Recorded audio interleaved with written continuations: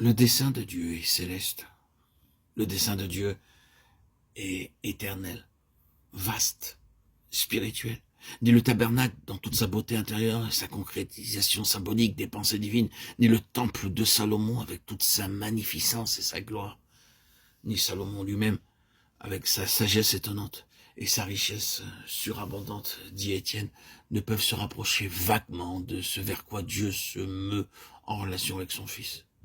Ce n'est pas fait de main d'homme, cela n'appartient pas à la terre. Ce n'est pas la maison de Dieu. Acte 7, 48, 49. Le Saint-Esprit se meut, nous dit Étienne, étant toujours en mouvement vers ce qui est tellement plus grand à tout égard.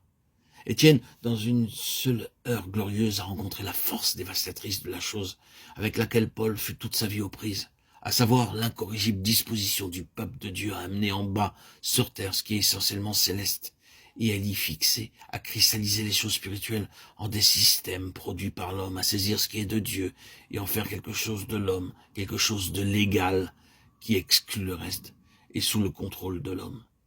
C'est pourquoi Étienne prit position et ce à quoi il rendit témoignage, cette vision céleste. Cela devint d'ailleurs l'expression de Paul. Cette vision céleste lui attira la haine la plus violente et la plus brutale de la part des intérêts religieux établis dans toute la mesure où les systèmes étaient concernés. Derrière tout cela, la jalousie la plus furieuse de Satan. Touchez aux traditions religieuses et aux ordres établis et vous découvrirez la même chose qu'Étienne a rencontrée. Une jalousie qui provient de l'aveuglement à l'égard du dessein immensément plus grand de Dieu. D'une certaine manière, vous serez lapidé par l'ostracisme, l'exclusion, les portes fermées, la suspicion et le faux rapport, toutes les choses qui se retrouvent dans le cas de Paul.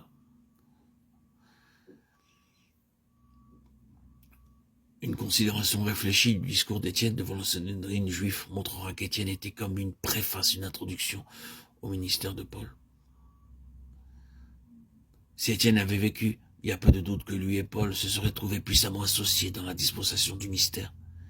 Cela suppose bien sûr que le Seigneur n'aurait pas prévu qu'Étienne mourrait et que dans cette prescience, il n'aurait pas désigné Paul comme l'unique dispensateur de ce ministère dans sa plénitude.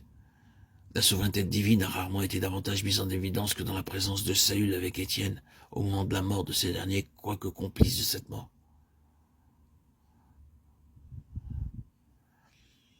Il y a une seule chose qui se trouve d'un bout à l'autre dans la pensée d'Étienne, et cette chose unique est la clé de tout.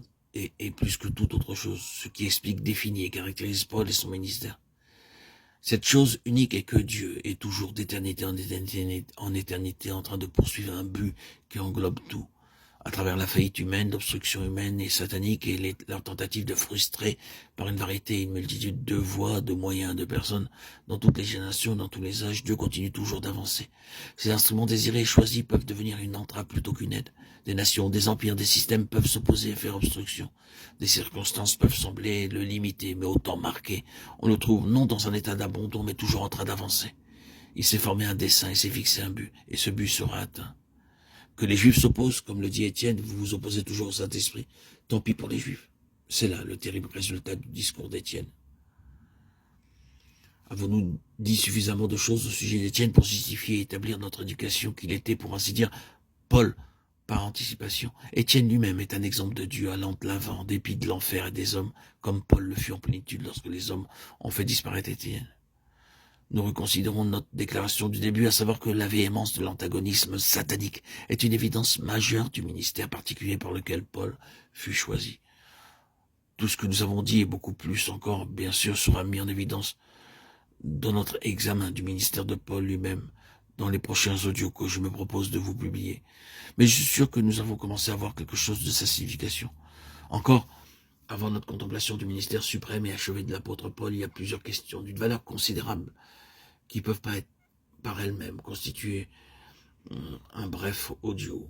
Il nous faut donc en publier encore. C'est ce que je vais me proposer de faire.